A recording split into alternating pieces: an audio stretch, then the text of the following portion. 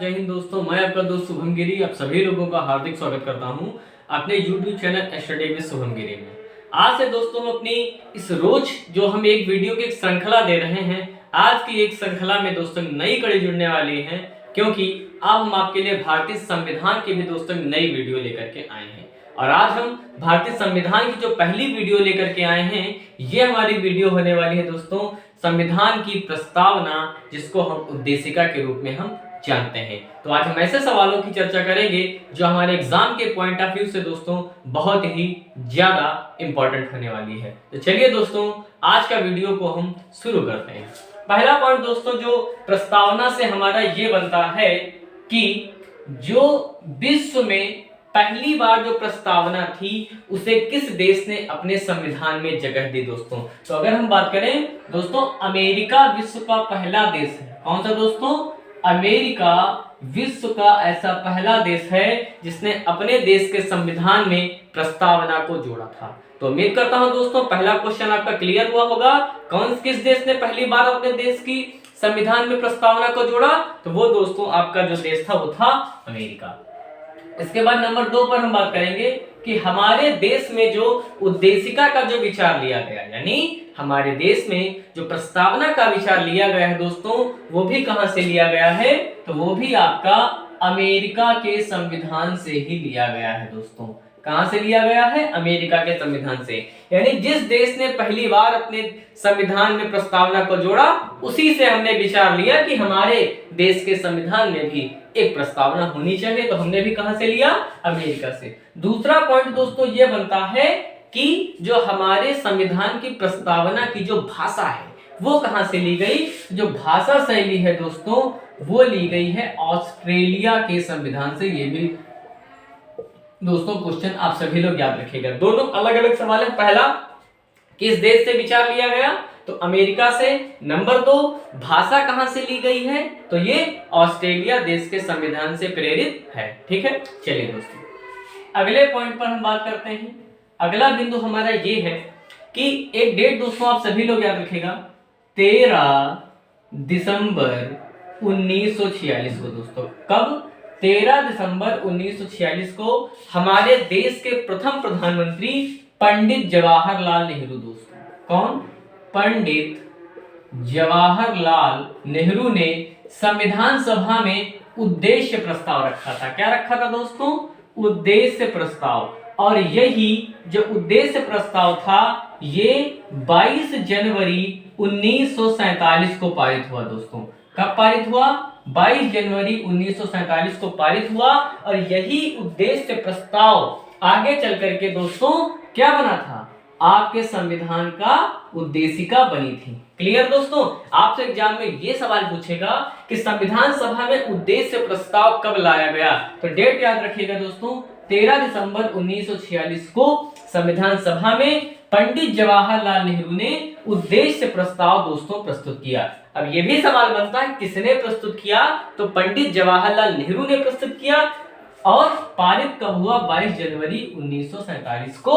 और इसी दिन से माना जाता है कि हमारे देश का जो संविधान था दोस्तों वो बनना भी शुरू हुआ था। कब? 22 जनवरी 1947 से। ठीक है दोस्तों, एक हमारे बहुत ही बड़े विद्वान थे राजनीति शास्त्र के, उन्होंने बोला कि जो प्रस्तावना है ये संविधान का परिचय पत्र है। क्या है दोस्तों? संविधान का परिचय पत्र।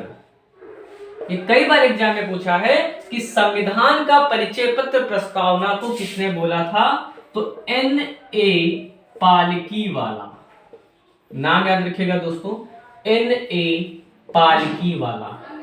क्लियर है?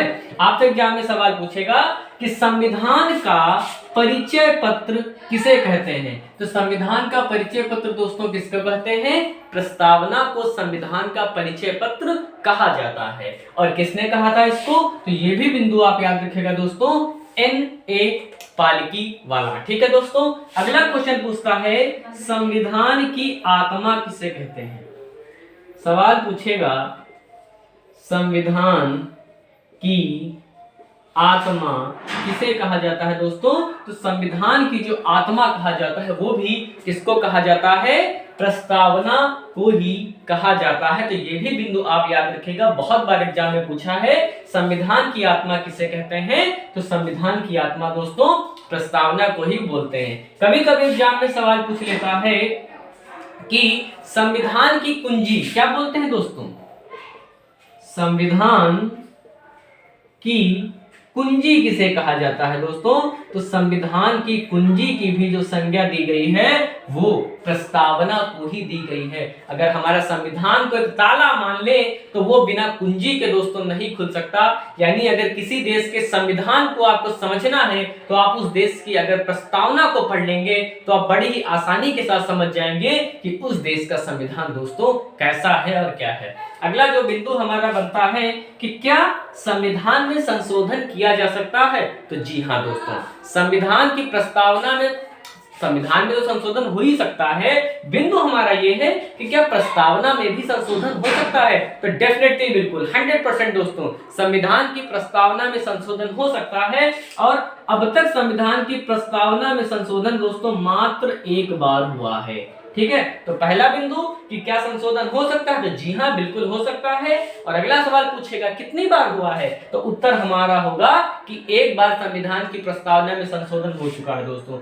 और ये कब हुआ था? ये दोस्तों हुआ था 42वें संविधान संशोधन 1976 के द्वारा। कब दोस्तों? 42वें संविधान संशोधन 1976 के द्वारा प्रस्तावना में संशोधन किया गया और इसमें 3 नए शब्द जोड़े गए। कितने दोस्तों? 3। नंबर 1 आपका कौन सा जोड़ा गया? समाजवादी दोस्तों। ये तीनों शब्द बहुत ही ज्यादा इंपॉर्टेंट है, कई बार पेपर में पूछे भी गए हैं। समाजवादी। नंबर 2 पंथ निरपेक्ष, या इसको धर्म निरपेक्ष भी आप बोल सकते हैं। ठीक है, और नंबर 3 अखंडता। कौन सा दोस्तों? अखंडता। ये 3 नए शब्द आपके संविधान की प्रस्तावना में 42वें संविधान संशोधन द्वारा जोड़े गए। समाजवादी, पंथ निरपेक्ष और अखंडता, इन तीनों ही शब्दों को दोस्तों आप सभी लोग याद रखिएगा। अगला क्वेश्चन जो बनता है, अक्सर एग्जाम में पूछ लेता है कि प्रस्तावना की शुरुआत कहां से होती है? तो इसकी शुरुआत दोस्तों होती है हम भारत के लोग। कहां से शुरुआत होती है? हम भारत के लोग। एक बार एग्जाम में सवाल पूछ लिया कि हम भारत के लोग का अर्थ क्या है दोस्तों? तो हम भारत के लोग का अर्थ है कि जो हमारे देश का जो संविधान का निर्माण किया गया है, भारत के हम लोगों ने किया है। और किसके लिए किया है? तो भारत के लोगों के लिए ही द्वारा किया गया है। यानी भारत के संविधान का निर्माण भारत के लोगों ने भारत के लोगों के लिए ही किया है। तो मेरे ख्याल से ये बिंदु भी आपका दोस्तों क्लियर हुआ होगा। अगला बिंदु ये बनता है कि हमारा अंतिम बिंदु है कि क्या उद्देशिका संविधान का भाग है? तो जी हाँ, जो हमारी प्रस्तावना है ये संविधान का भाग है, संविधान का भाग है।